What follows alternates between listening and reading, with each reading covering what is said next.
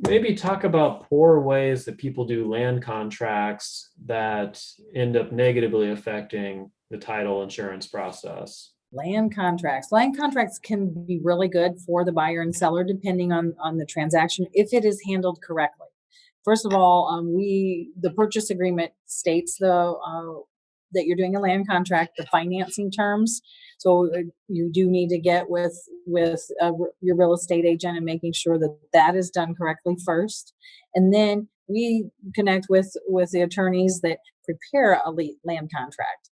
So that is the process that is the best for each party, because then the land contract is recorded.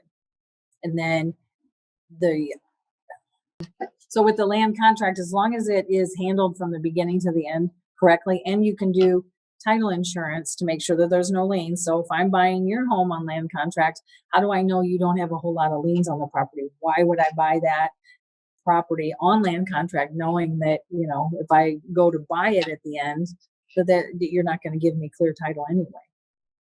So we actually do a closing the same way as a regular purchase closing, and making sure that there's no liens and judgments on the property for the contract homeowner.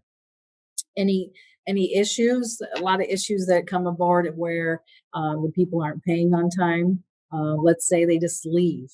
So I'm buying your property on land contract, and one day I just get up and leave, and I've been paying you for 5 or 6 years. So I have a little bit of an interest in the property, right? So to be able to distinguish that interest, we would require a quitclaim deed extinguishing my interest in the property. If I've only been paying for like a year, there's really no interest because I haven't made that many payments to you.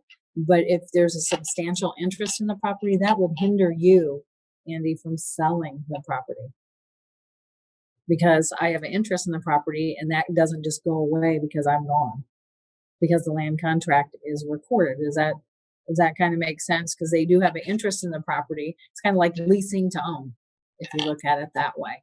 So that is the biggest issue. And let's say, maybe some liens or judgments come up against you. That is another hindrance for me. The people fleeing and not being able to distinguish their interest is the biggest headache when it comes to land contracts, or not having it correct and recorded correctly, or even them being the buyer and seller, understanding the whole transaction. So if it's explained to each party correctly, I think that helps as well.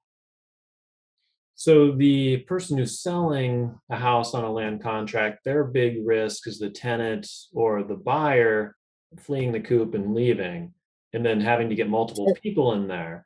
And then the person buying the home, their risk, I guess, would be twofold. Number one, making sure that there aren't a bunch of people before them that have a partial claim to the property, and that the seller doesn't have liens currently, or you're assuming that he won't have liens at the time of closing. Are those the two big risks for the buyer? Yes. Well, and let's say also that I'm paying you on land contract. Well, if you're not current on your mortgage, the lender could foreclose, and then I'm out of home. So how do I know that you're current? Because let's say you're renting it out and you have a mortgage. I'm buying it on land contract. My payment is used to make your payment, but let's say there's a gap in there or you're behind. They could foreclose, and then there's no guarantee that, unless there's wording in the contract stating that you will be current on your mortgage payment, which that is usually a standard in the land contract. And do you do quick searches for people buying houses on land contract? That way they can have some assurance that as of the current moment, there's not a bunch of liens against the house or the person they're buying the house from, because the title wouldn't transfer until the house is paid off. Or how does that work?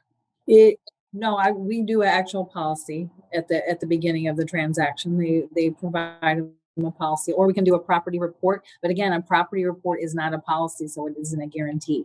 It's just hey, we're going to look at the property, make sure that there's no liens and judgments, and that is just a search per se versus actual policy. Does that make sense? Yeah. So a search, you're just going in and kind of giving a quick history of the property, Whereas with a policy, you're giving someone a warranty or a guarantee. Is that the difference? Correct. Yes. Yeah, because the property search only goes back to the last deed of record. So, I mean, because unless you want us to go back farther, and then there's just an extra charge for that. But because it's just saying if the taxes are up to date, if the title is clear and there's no liens and judgments.